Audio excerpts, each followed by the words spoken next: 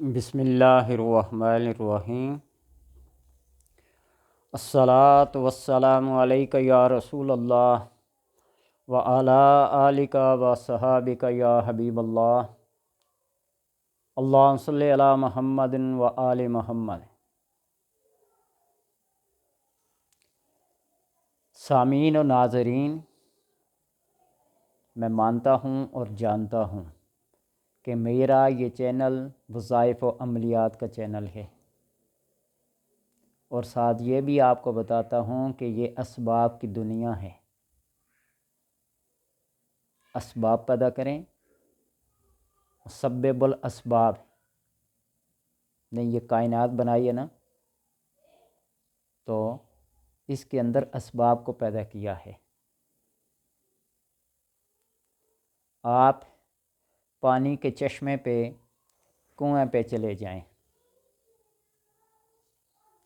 اور جا کر پانی کو پکار پکار کر یہ کہیں کہ پانی آ میرے منہ میں آ جا، میری پیاس بجھا دے۔ نہ آپ کے پاس کوئی رسی ہو، نہ ڈول ہو، نہ برتن ہو، نہ موٹر ہو، نہ پائپ ہو، کوئی بھی چیز آپ کے پاس نہ ہو جو پانی نکالنے اور لانے کے اسباب ہیں۔ پانی موجود ہے، وہ پانی خود بخود اٹھ کر منہ میں نہیں آئے گا، تمہاری پیاس نہیں بجھائے گا۔ اور دوسری بات یہ کہ اپنی جگہ پہ بیٹھے رہیں اور پانی کے پاس جائیں بھی نہ، پیاس بجھ جائے، یہ بھی نہیں ہے۔ میری تمہید باندھنے کا اور یہ بات بتانے کا مقصد یہ ہے کہ آپ کو حق پہنچتا ہے کمنٹس کرنے کا، کریں، سوال کریں، جواب پائیں، لیکن اس کا بھی ایک دائرہ کار ہوتا ہے۔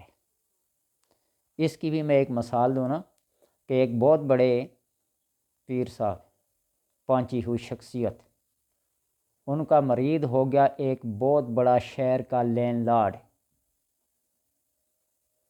اور پھر مریدی کے بعد وظائف شروع ہو گئے۔ 4 سال بیت گئے۔ حوالے کے طور پر میرے پاس یہ مثنوی مولانا روم کی موجود ہے، انہوں نے یہ بات لکھی ہے۔ 4 سال بیت گئے، ان کو کوئی فیض نہیں ملا۔ اس مرید کو آیا پیر صاحب کے پاس تو کہنے لگا حضرت مجھے اتنا عرصہ ہو گیا ہے، کوئی فیض نہیں مل رہا ہے۔ تو فرمایا کہ شرک کرتے ہو۔ اس نے کہا سبحان اللہ۔ نے کہا یہ بھی تمہارا سبحان اللہ کہنا بھی شرک ہے۔ جاؤ بازار میں بھیک مانگو اور بھیک میں اخروٹ مانگو۔ اس نے جب بھیک مانگنے کی بات سنی پھر کہا سبحان اللہ۔ اس نے کہا یہ اسی لیے تو میں کہہ رہا ہوں کہ تو شم کر رہے ہیں، تمہارا یہ سبحان اللہ کہنا عذرائے تعجب ہے، کہ بڑے تعجب کی بات ہے، میں اتنا لینڈ لارڈ ہوں، اتنا امیر ہوں، اتنا سخی ہوں، میں جا کے بھیک مانگوں۔ گفتگو کا جو انداز ہوتا ہے، باڈی لینگویج جو ہوتی ہے، وہ بتلا دیتی ہے اس کا مقصد کیا ہے۔ ایک بلاغت کے اندر ایک لفظ استعمال ہوتا ہے نا، توریا، لفظ ایک ہو معنی کئی ہوں۔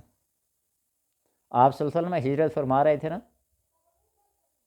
ابو بکر رضی اللہ تعالیٰ عنہ، راستے میں ایک بوڑھے بابے سے ملاقات ہوئی، راستہ پوچھنے۔ اس بوڑھے بابے نے پوچھا کہاں سے ہو، کس قبیلے سے ہو؟ تو آپ صلی اللہ علیہ وسلم نے فرمایا قبیلہ بنی ماہ۔ اس نے اپنے ملازم نوکر کو بھیجا، راستہ دکھا دیا۔ جب وہ ملازم واپس ہوا تو حضرت ابو بکر نے فرمایا یا رسول اللہ صلی اللہ علیہ وسلم، ہمارا قبیلہ بنی ماہ تو نہیں ہے۔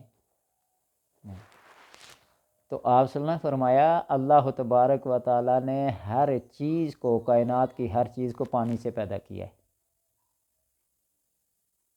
بعض دفعہ الفاظ ایک جیسے ہوتے ہیں، ان کے معنی بڑے وسیع ہوتے ہیں۔ یہ بات اس لیے کہہ رہا ہوں کہ لوگ پوچھتے ہیں کوئی ارجنٹ ایسا وظیفہ بتائیں دولت کا، تو ارجنٹ وظیفے کے لیے سیف لسان، صدق مقال، عقل حلال کا ہونا بہت ضروری ہے۔ اس بات کو پہلے یاد رکھیں. آپ اپنے اندر وہ کیفیت پیدا کریں، وہ صفات پیدا کریں کہ مانگنے کی ضرورت ہی نہ پڑے. ہم تو وہ لوگ ہیں نا، کعبے میں بھی جائیں نا تو مانگیں تو وہاں بھی کچھ چیزیں آنے آ جاتی ہیں، آڑے آ جاتی ہیں. دینے والا خود جانتا ہے کہ اس کو کس چیز کی ضرورت ہے، لیکن مانگنا بھی ایک سبب ہے. مانگنے سے اللہ خوش ہوتا ہے، لیکن اس طریقے سے نہ مانگے نا کہ اسباب کو چھوڑ کریں ڈائریکٹ کوئی چیز آ جائے. ایسے نہیں ہوتا. تو وظیفہ میں یہ بتلا دیتا ہوں کہ آپ اسباب یہ پیدا کریں نا، اپنے کسی کاروبار کو، اپنے کسی مزدوری کو ایمانداری کے ساتھ، دیانتداری کے ساتھ آپ کرتے رہیں. تو وظیفہ ایک نہیں، ہزاروں وظیفے ہیں. جو جس کے مقدر میں ہوگا نا اسی کے سبب سے ملے گا. آپ فجر کی نماز پڑھیں، مصلی پہ کھڑے ہو جائیں، اللہ تبارک و تعالیٰ کا نام ہے یا رزاق، اس کو 10 بار پڑھیں، رائٹ سائڈ سامنے کی طرف پھونک مار دیں. پھر جناب 10 بار پڑھیں، رائٹ بیک پہ پھونک مار دیں. پھر 10 بار پڑھیں، لیفٹ سائڈ پہ پھونک مار دیں. اور پھر 10 بار پڑھیں، سامنے لیفٹ پھونک مار دیں. 2 سنتیں ادا کریں فجر کی. آسان سے آسان عملیات ہیں. اس سے یہ ہوگا کہ فجر کی نماز بھی قائم ہو جائے گی، وظیفہ بھی ہو جائے گا، اور اللہ تبارک و تعالیٰ راہیں بھی کھول دے گا. تو ہم یہ کریں کہ نماز پڑھیں نا، وضو کریں نا، تسبیح چلانے کا طریقہ نہ ہو. اور یہ بھی بتاتا ہوں تسبیح چلانے کا ایک طریقہ بھی ہوتا ہے. بعض دفعہ یہ دانہ اپنے اندر کی طرف آتا ہے، ادھر سینے کی طرف یوں، اور بعض دفعہ یوں کر کے لوگ پڑھتے ہیں، دانے کو ادھر باہر پھینکتے ہیں ادھر کی طرف. یہ طریقہ بھی دیکھیں کہ آپ تسبیح کو کہیں الٹا تو نہیں پڑھ رہے ہیں. بعض لوگ اس ہاتھ میں بھی لے کے پڑھتے ہیں. کوئی ممانعت نہیں ہے، اس ہاتھ سے پڑھیں، اس ہاتھ سے پڑھیں. آداب کا ملحوظ خاطر رکھنا بہت ضروری ہوتا ہے. یہ میری باتیں بعض لوگوں کی طبیعت پہ شاک گزرتی ہوں گی، لیکن میں کیا کروں، خود ایک عرصے تک ان چیزوں کے پیچھے پڑا رہا کہ کہیں سے کوئی دستے غیب کا وظیفہ، کوئی عمل، کوئی چلہ مل جائے. کوئی وظیفہ، کوئی چلہ، کوئی بندہ چھوڑا نہیں. اور جب وظیفہ، عمل، چلہ کر کے فارغ ہوتا تھا تو قریب ہوتا تھا، لیکن چلے کے بعد بہت دور چلا جاتا تھا، پریشان ہو جاتا تھا. لیکن اللہ تبارک و تعالیٰ نے جب اپنے رزق کے دروازوں کو کھول دیا، آج نہیں پتا کہ ادھر سے آئے گا، ادھر سے آئے گا، کہاں سے آیا، کہاں سے آئے گا. بہت سارے کیے ہیں. یا رزاقوں کا وظیفہ کریں. دوسرا وظیفہ اگر سننا چاہتے ہیں ارجنٹ منی کے لیے، ملے گا آپ کو، لیکن یہ نہیں ہے کہ ادھر منہ سے نکالا، آپ کے سامنے بوری لے کے فرشتے آگے ڈھیر لگ گیا. ایسے ممکن نہیں ہے.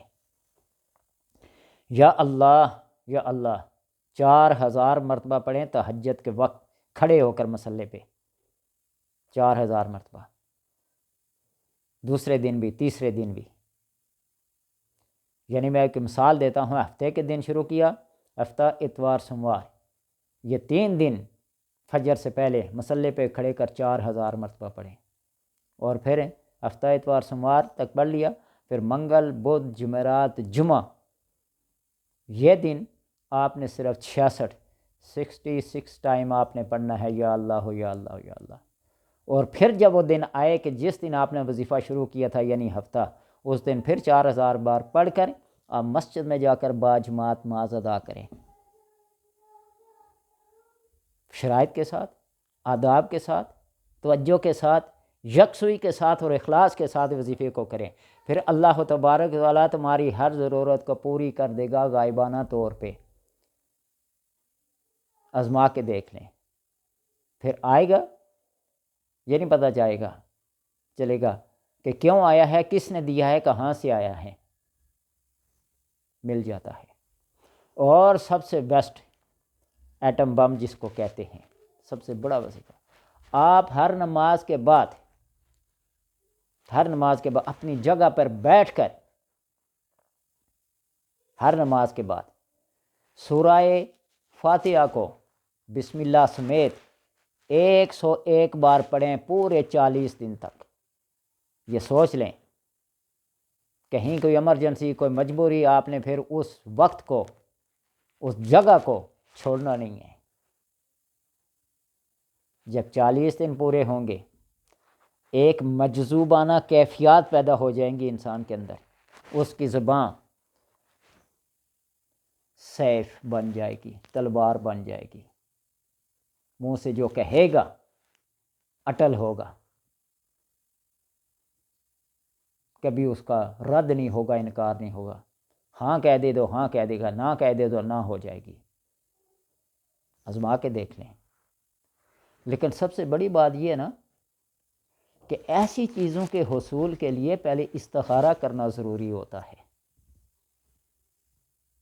استخارہ کہ یہ چیزیں میرے لیے بہتر بھی ہیں یا نہیں ہیں، کہیں کسی نقصان کا باعث تو نہیں بن رہی ہیں، ذات کے لیے، جان کے لیے، مال کے لیے، اولاد کے لیے، خاندان کے لیے۔ کہتے ہیں نا، لوگ کہتے ہیں نا اکثر شکایتی انداز میں، غربت نے میرا گھر دیکھ لیا، بیماریوں نے میرا گھر دیکھ لیا۔ تو دولت جب آتی ہے نا تو پھر رازدانوں کا، لٹیروں کا بھی پھر کیا ہو جاتا ہے، راستے کھل جاتے ہیں۔ پھر غریبوں کے حق نہیں دیتے، محروم کو نہیں دیتے، سائل کو نہیں دیتے، رشتہ داروں کو نہیں دیتے۔ جب آ جاتا ہے سمیٹنے کی کوشش کرتے ہیں، پھر بہت سارے وبال آ جاتے ہیں۔ اور پھر اگر دیکھنی ہو تو میری کسی ویڈیو میں رمضان کے مہینے لیلۃ الجائزہ، چاند رات، جس کو ہم بازاروں میں، شہروں میں ہجوم میں گزارتے ہیں،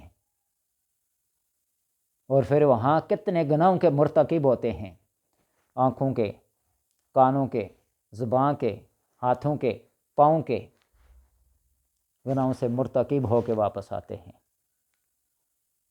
کسی غیر محرم کو دیکھ لیا، کسی سے بات کر لی، کسی کو سن لیا، کسی کو دیکھ لیا، کسی کو چھو لیا۔ یہ احادیث کے حوالے سے ساری باتیں ہیں، میں اپنی طرف سے نہیں کہہ رہا ہوں۔ اور آج کل یہ باتیں جب نوجوانوں کو بتائی جاتی ہیں تو الٹا مذاق ہوتا ہے، بتانے والے کا مذاق بن جاتا ہے۔ تو عوام جو مرضی کرتی رہے، صاحب علم کا یہ حق ہے، صاحب شرعیت کا یہ حق ہے، صاحب طریقت کا یہ حق ہے، صاحب سجادہ کا یہ حق ہے کہ لوگ لاکھ برا کہیں، حق بات لوگوں تک پہنچائیں۔ تو لیلۃ الجائزہ کو 2 رکعت نماز نفل پڑھنے میں کتنی دیر لگتی ہے؟ آپ اللہ سے مانگیں، دین مانگے، دنیا مانگے، پھر مرضی آپ کی۔ تو میں تو اکثر کہا کرتا ہوں کسی حوالے سے کہ آپ صلی اللہ علیہ وسلم کے پاس ایک صحابی گئے، نے کہا یا رسول اللہ دنیا میری مرضی کی دے دیں، آخرت اپنی مرضی کی دے دیں۔ اور جب آپ صلی اللہ علیہ وسلم کسی کو عطا کریں، وہ پھر آخرت ایسے معمولی تھوڑی دیں گے۔ آپ نے فرمایا جب بھی تم جنت مانگو تو جنت الفردوس مانگا کرو۔ اب ہر انسان کو جنت الفردوس تو ملے گی نہیں، تو اس لیے دنیا اپنی مرضی سے مانگو، آخرت اس کی مرضی سے مانگو۔ مانگ لو جو مانگنا ہے، وہ انعامات کی رات ہوتی ہے، وہ مزدوری دینے کی رات ہوتی ہے۔ اب میرے سامعین اور ناظرین کو، اور سوال کرنے والوں کو اور کمنٹس کرنے والوں کو یہ بات ہی پتہ چل گئی ہوگی، ایک ہی اس ویڈیو میں آپ کو مختلف وظیفے بتا دیے گئے، یا رزاقوں کا کریں، یا اللہ کا کریں، یا سورہ فاتحہ کریں گے، یا لیلۃ الجائزہ کا انتظار کریں۔ مانگ لے جو مانگنا ہے، اللہ دیتا ہے۔ وہ ہر روز آسمان دنیا پر آ کر کہتا ہے کوئی مانگنے والا میں اسے عطا کروں، ہے کوئی طلب کرنے والا میں اس کی طلب کو پوری کروں، ہے کوئی بخشش مانگنے والا میں اس کو بخش دوں۔ یہ ایسی کون سی بات ہے؟ یہ رمضان کے ساتھ تو خاص ہے، لیکن عام حالات میں بھی سحری کے وقت، تہجد کے وقت اللہ تبارک و تعالی نزول جلال فرماتے ہیں۔ مانگ کے دیکھیے، اس سے مانگنے میں خوشی محسوس ہوتی ہے، مانگنے میں اور اس کو دینے میں خوشی محسوس ہوتی ہے۔ اور پھر لوگوں سے جب مانگتے ہیں شرمندگی ہے، ندامت ہے۔ اللہ تبارک و تعالیٰ سے دعا ہے کہ صرف سمجھنے کی، سمجھانے کی، عمل کرنے کی توفیق عطا فرمائے۔ آج کی اس ویڈیو کو جو مرضی سمجھ لیں، ایک کھچڑی ہے، پک گئی ہے، مختلف چیزیں اس میں شامل ہو گئی ہیں، کھانے والے کو سننے والے کو سواد آنا اس کی اپنی طبیعت پہ ہے، جیسا اس کو سمجھے۔ آپ مانگنے والے بنیں، عطا کرنے والی وہ ذات ہے، پوری کائنات مانگ لیں وہ دے دے، ایک ذرے کے اندر پوری کائنات کو بند کر سکتا ہے، تو پوری کائنات بھی دے دے، انسان کی وہ ہوس، وہ آنکھیں، وہ پیٹ وہ بھر نہ پائے، تو پھر اس کائنات کو کرنا کیا ہے؟ وہ ایک بزرگ تھے نا، پیالہ لے کے گئے بادشاہ کے پاس، وہ سکے ڈالتا گیا، درہم ڈالتا گیا، اشرفیاں ڈالتا گیا، وہ پیالہ بھرنے کا نام ہی نہیں لیتا تھا۔ وہ بادشاہ بھی بڑا حیران ہوا، خزانہ خالی ہو گیا، پیالہ نہیں بھرا۔ بابا جی نے کہا یہ ہرس ہے، یہ طمع ہے، یہ دنیا ہے، یہاں کوئی پورا نہیں کر سکتا خواہشات کو۔ اے اللہ تو اپنے بارگاہ خاص سے ہر بندے کی حاجات کو اس کو رزق دے، تو اپنی بارگاہ سے دے، لوگوں سے ذلیل ہو کر بھیک مانگ کر نہیں، تو اپنے کرم سے، تو اپنی عطا سے سب کو عطا کرے۔